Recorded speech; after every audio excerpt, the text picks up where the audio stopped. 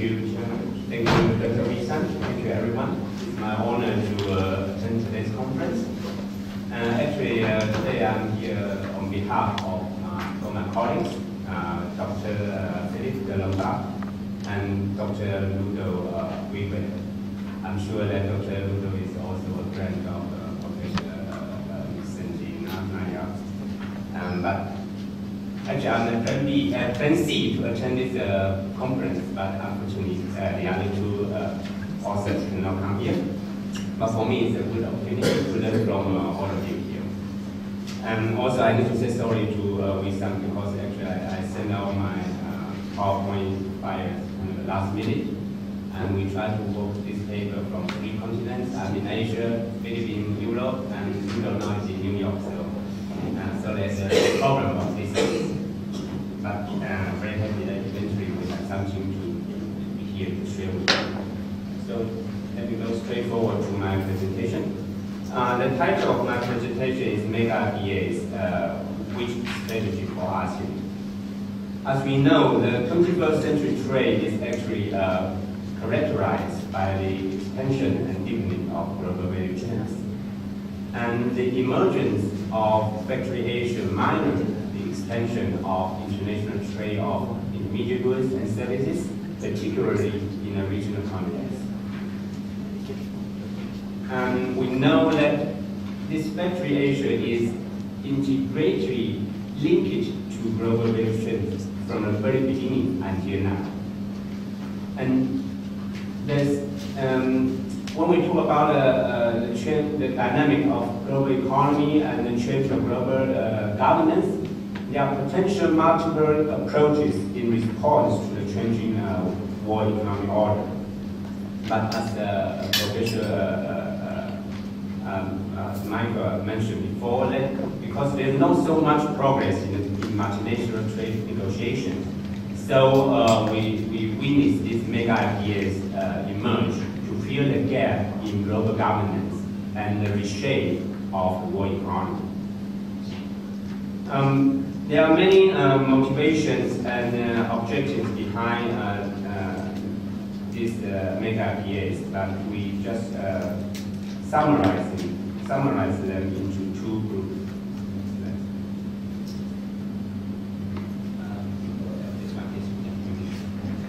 So to see this, first, there are 2 parts of consideration. First is the new market access. In this regard, mega FTAs is not much different from the old free trade agreements.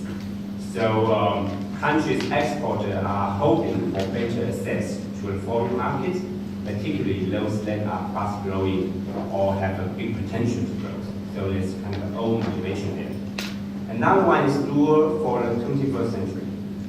This is what distinguishes mega FTAs from the others.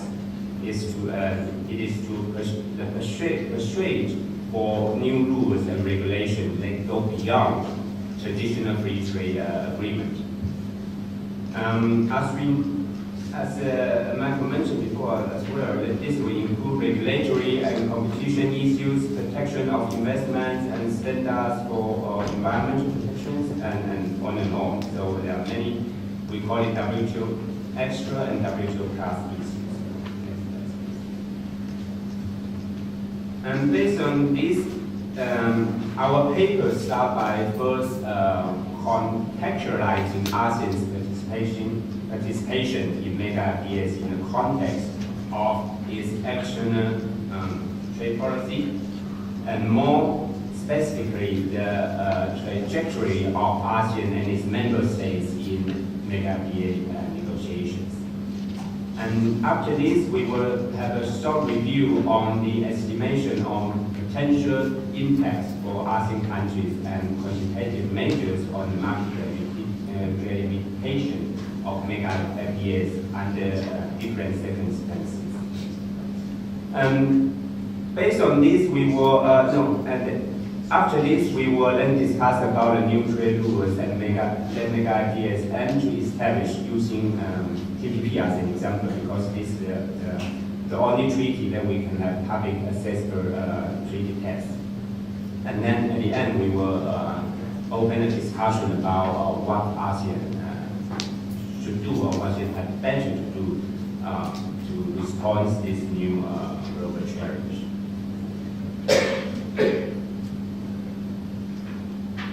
To start with, here we present 7 papers to quickly overview FTAs of ASEAN member states with the rest of with Asia-Pacific regions.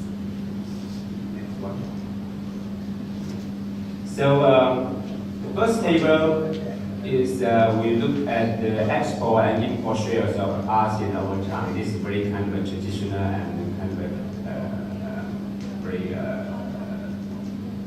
normal approach to see the pattern of ASEAN trade and economy.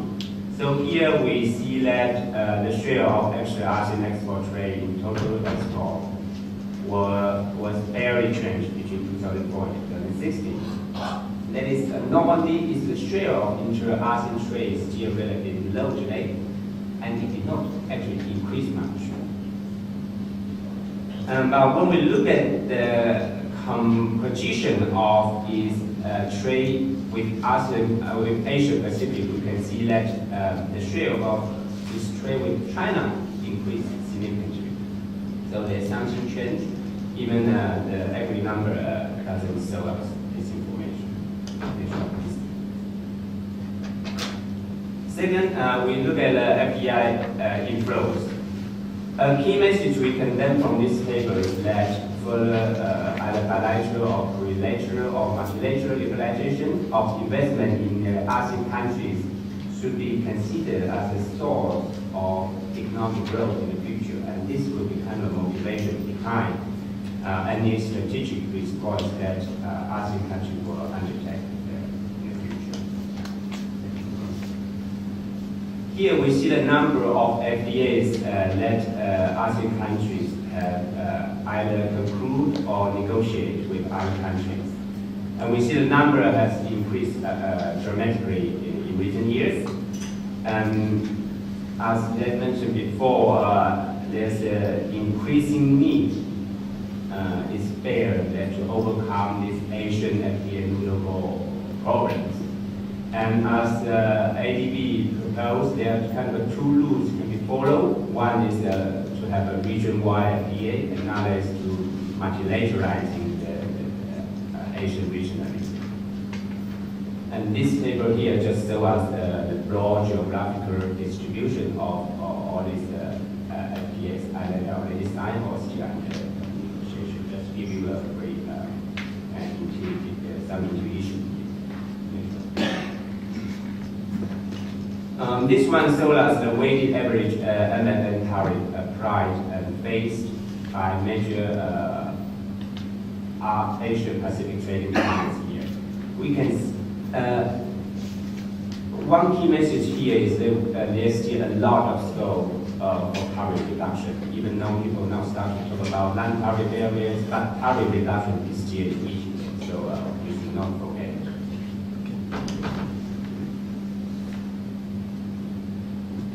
Yeah, and then here, this one presents the binding AVEs of NTNs by importing Asia-Pacific countries and distinguished by different types of NTNs. And just mention that here you can see some negative figures here. This is because NTN is not necessarily a trade barrier.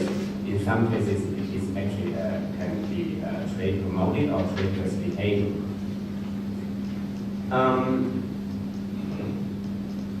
To quickly summarize what we learned from this paper first, the price impact of sanitary and phytosanitary measures is still high in ASEAN member states such as Philippines, Singapore, Malaysia, and Thailand.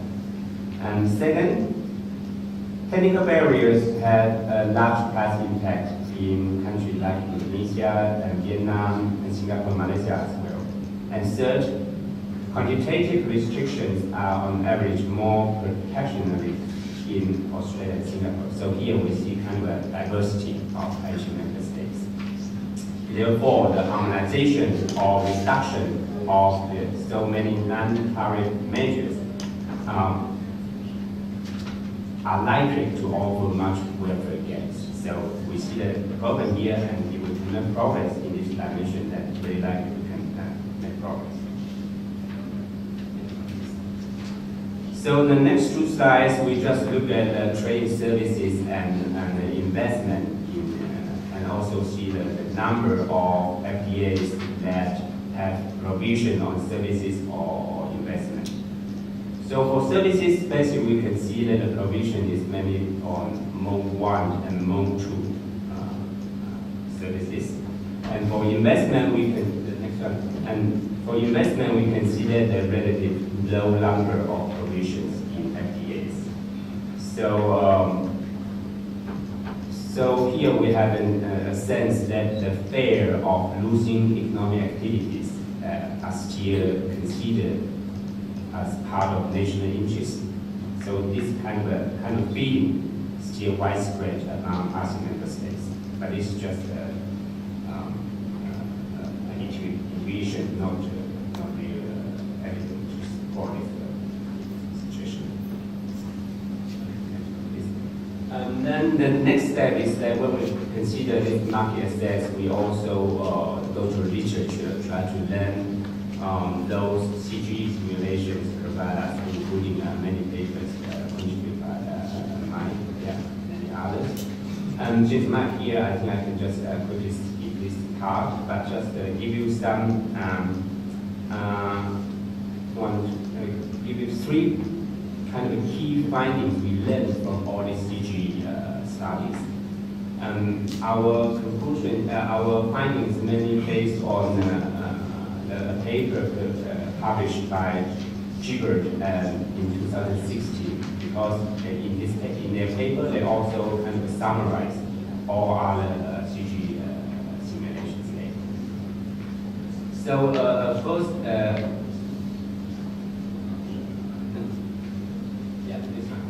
so based on Gilbert study and summary, we learned that the agreed tariff elimination and TRQ, so tariff rate quota expansions, are estimated to lead to one and for all welfare gains for TPP participants. They estimate this kind of gains can range between $15 billion in the middle term to $38 million in the long term. So they also have very optimistic results here. They also argue that these estimations are probably underestimating the effects because trade reforms, service liberalization, and other regulatory aspects are not necessarily reflected in these simulations. As Mike mentioned, that there's kind of spillover effect. So when you have NTM reduction, trade felicitation, it not just benefit from parties who get involved in this trade agreement, but other trade partners that can also benefit from this. Second, there are net positive effects for the world, but negative effects for non-TPP participants. So this gives us a very strong message that don't be excluded from this. And third one is that when we look at different scenarios, it's quite clear that relative gains of ASEAN countries will depend on the precise configuration that is simulated. So there's the assumption and setting of the model kind of have a very sensitive impact on the results. So when we look at this, it's also important for us to kind of consider other studies' outcomes.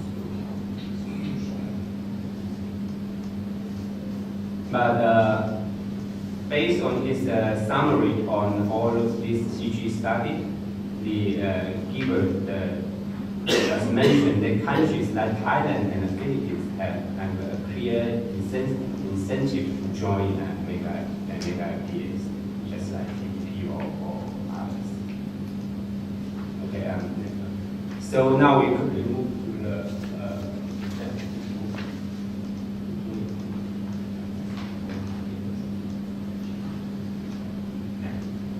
So then we go to the third approach is that to proceed the massive gravitation generated by TPP and ASEAN. So TPP, not just TPP 12, but also CPTPP. And for ASEAN, we kind of have different assumptions to what degree ASEAN can achieve free trade zone. And here we employ a variation of Ordering 2004's harmless measures. And I think there are also similar approach in the other authors, including also one of my paper there. The basic idea of HM measures is straightforward. So countries care more about their big export destination and therefore will put more weight on large trading partners. While from the import side, they may think it's not quite a big deal to permit free imports from small suppliers because their impacts on domestic price and market could be quite limited. So from the first equation, we can see that at the country-to-country level, the indicator can be calculated by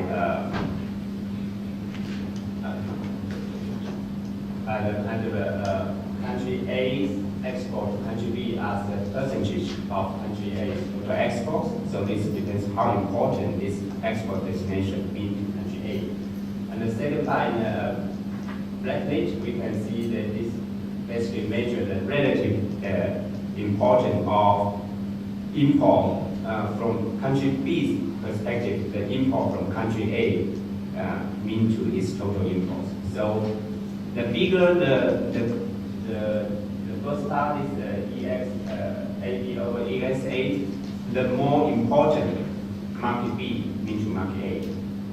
And the second part, the smaller number means the easier that country B can accept a trade deal with country A. And then the second equation is that when we think about the regional level, we not just consider the trade flows, but also consider how integrated the regional market B is actually realized. Because if B is representing a custom union, then kind of a common external tariff, so the market is fully integrated, we can see that it's equivalent to the case that the country-to-country case. But if B is just a free trade zone, so they may still some trade was subject to tariff, then we might need to put a discount on this market size. So the higher degree of integration, the lower discount we put on this destination market. In our calculation, we put the discount of TPP 12 and CPTPP to 0.2. That means kind of a 98% of this TPP will kind of be regarded as an integrated market. And for ASEAN, we set up 3 scenarios. So the very optimistic one is that ASEAN can reach a high standard regional agreement. So kind of 95% of this market is fully integrated. And more conservative is that we think that okay, maybe we can more conservative and assume that only 80% of this inter-ASEAN trade is duty-free. And then for comparison, we also choose a kind of a scenario in between, which we said 90% of the market is integrated. So so here, and just to comment on the value of these indicators. So the closer the value to 1 means the more gravitation market B can generate from the perspective of market A's export. Here, from this paper, the result, we have 3 key findings.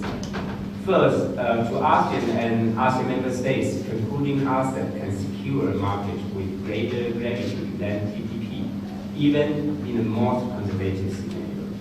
So ASEAN, from a market perspective, ASEAN is very important. But there are 2 exceptions. One is Vietnam. We know Vietnam is one of the TPP member states.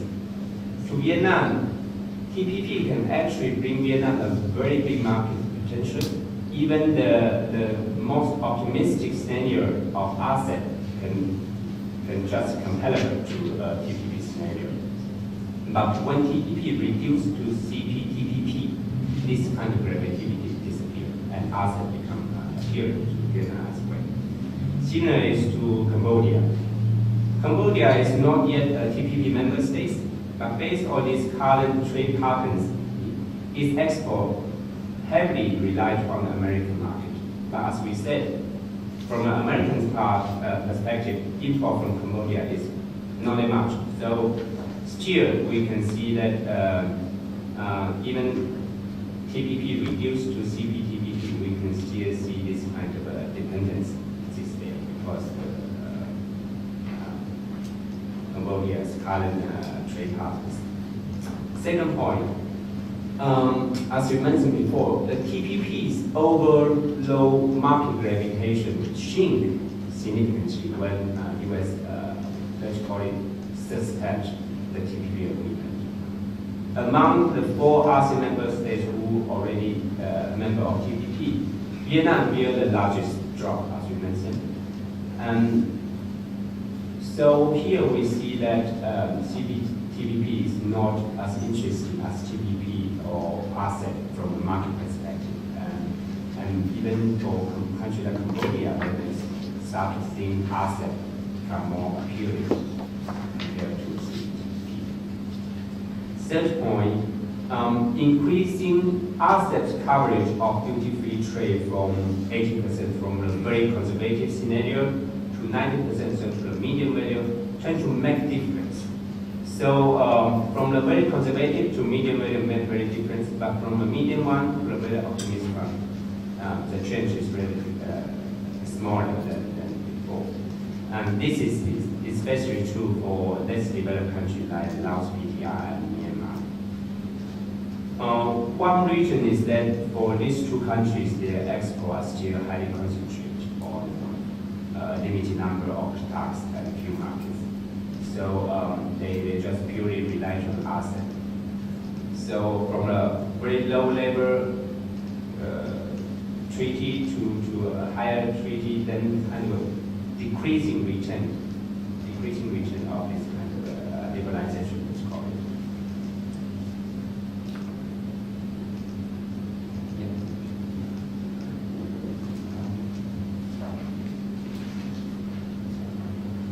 Okay, so let's move forward to discussion about future trade rules. Here, just quickly, let's go to this table.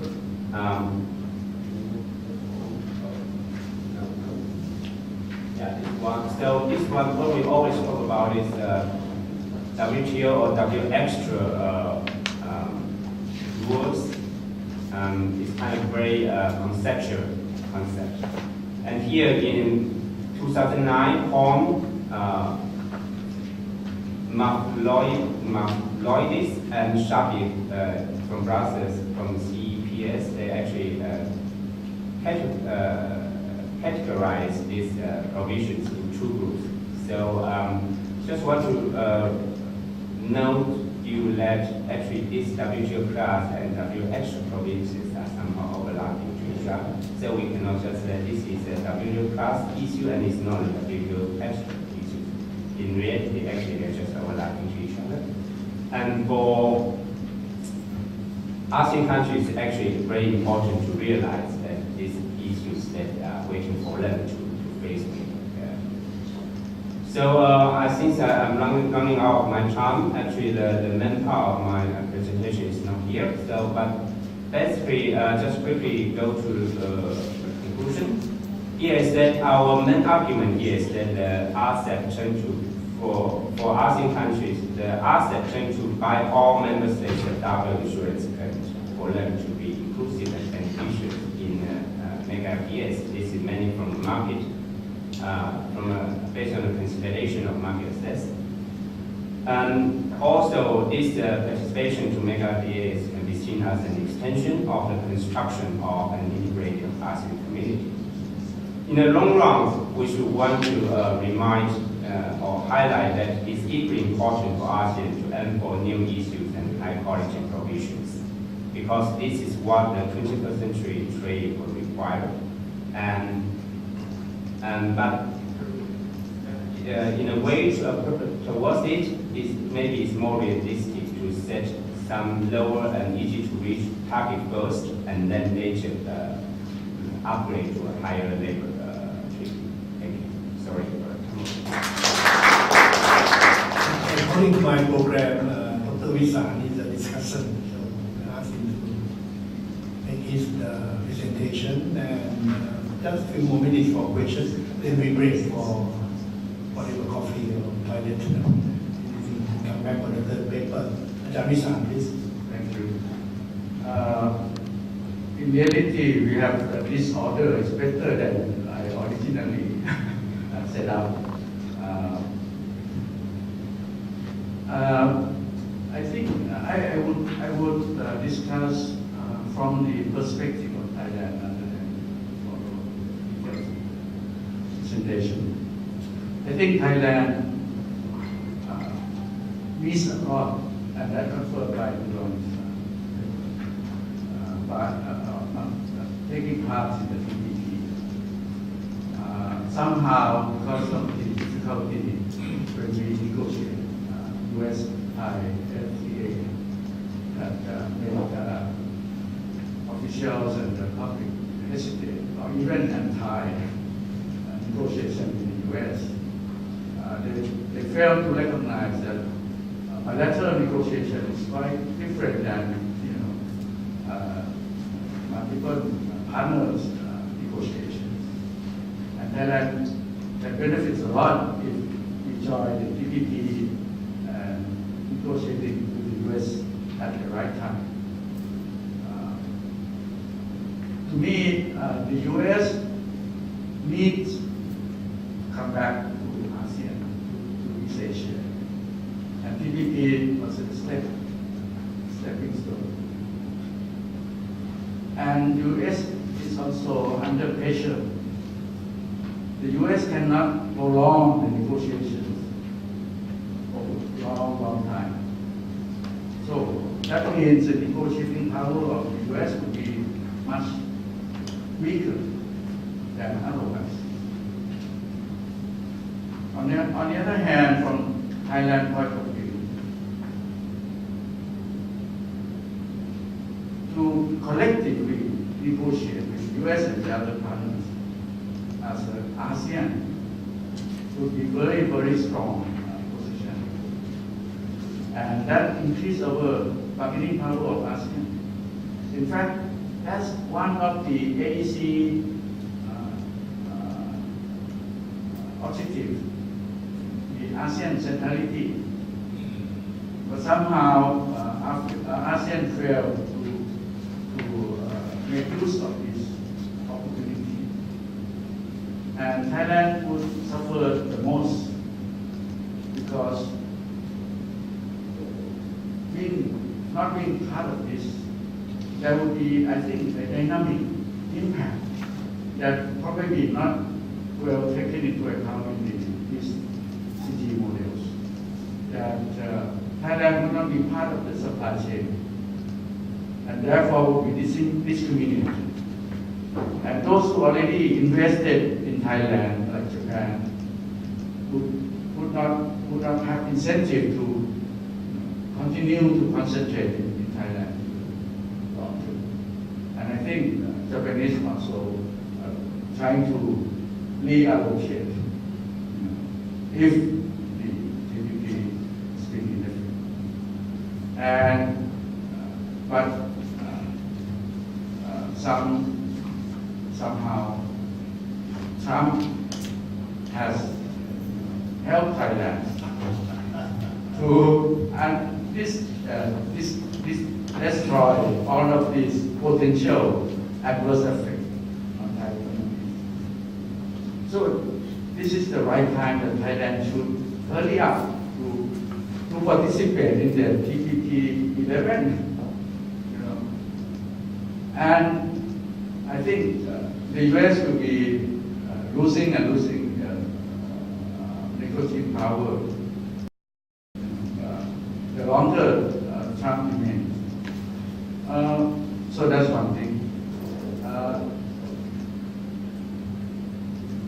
As far as Thailand is concerned, the regulatory reforms were important. And under TPP as well as other high quality FTAs like ASEAN, that's the chance that Thailand could benefit a lot from deregulating and reform our regulations. So this is but somehow in reality it's something different from what we expect logically. Thailand failed in deregulating over time, despite all of this FTA and liberalization. The more we have FTAs, the more nitty-gritty regulations were put into place. And we suffer a lot more from the complicated, distorted, and costly transactions and discriminating against SME. The big corporation has the economy of scale to specialize in utilizing all of these preferences. But the SME has no way to enjoy those preferences. Another point is I'd like to pick up on the redistribution. Because of these more complicated FTAs, it has strong impact on failure to improving income quality in the less developing countries, as I discussed again. Besides,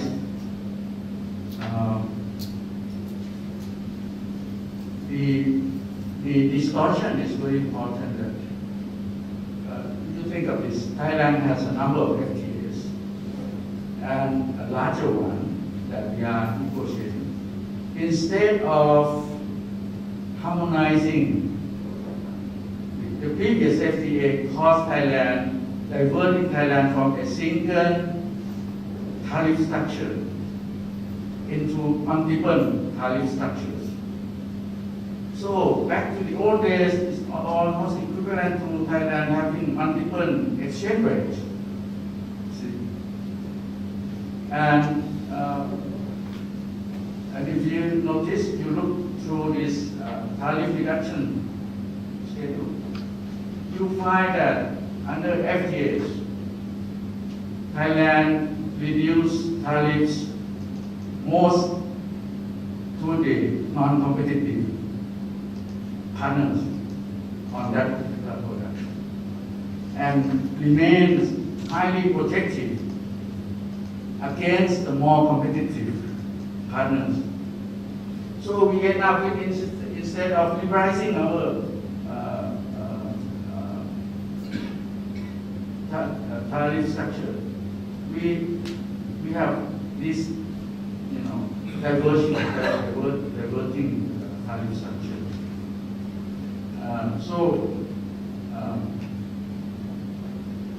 I think this is a very important point.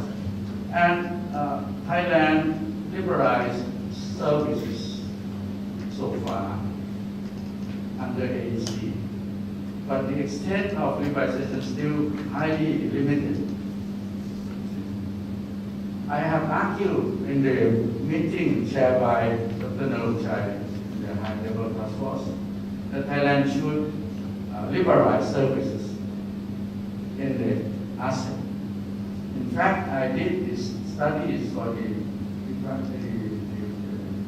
Department of Trade Negotiations on the ASEAN. Earlier than that, I did a study on whether Thailand should position in favor of ASEAN plus 3 or ASEAN plus 6. And my recommendation was to go for ASEAN plus 6, which a few months after my study, my report, ASEAN somehow may be independent of my study, but they agree on ASEAN, which is essentially ASEAN plus 6. And I had recommend ways to liberalize, and the service sector is a must. And in that meeting, I argue that Thailand should liberalize service sector, especially the key infrastructure service sector. But and I think the secretary of the meeting noted this in the minute and approved. The minute was approved by the chair, Dr. Narumchai, and received the copy. But I met the chief negotiator of Malaysia recently. I asked her how Thailand is doing in the service, and she said, "Oh, Thailand is the most difficult partner to negotiate on services." And we agreed to commit to liberalize space transport, just like we agreed to liberalize on the snowplow trade 30 years ago. So this is how. So in practice, I think the negotiators fail, to recognize the strategy and make use of the own country's reform and synchronize that with the FTAs and particularly the mega FTAs, which in fact would be equivalent to multilateral liberalization. Thank you. I was never in the government long enough. Ajahn explained very well the problems confronting us in the effort to liberalization. We have two major forces here. One is NGOs, very strong NGOs. They're willing to die for the cause. It's true. I'm not joking. One day I had one NGO jump in front of my car in order to be killed so that the issue of the person was opposing would be highlighted in line. Very determined NGOs. Some of them may be in this room. The second one is the rent-seeking officials. The NGOs are issue-oriented. The rent-seeking officials, they are authority-oriented. And therefore, it's very difficult for Thailand to liberalize. Unless you have someone like me, in the government long enough, then we can push for things. But the military somehow do not want to really commit to that process. And if you look at the table presented to us by Lurong, the new trade rules and the TPP agreement, you have the WTO plus, WTO extra. It's very useful table. A lot of these, NGO will not accept and official will not accept. In Thailand. That's why we are not in the TPP. I think we do not have time for others to ask questions to Lurong, but we will have time for general discussion later. So let's have a break for say 5 or maximum 10 minutes. Then we go to the third paper by the chief. That's good. It's the third paper. So please take a break.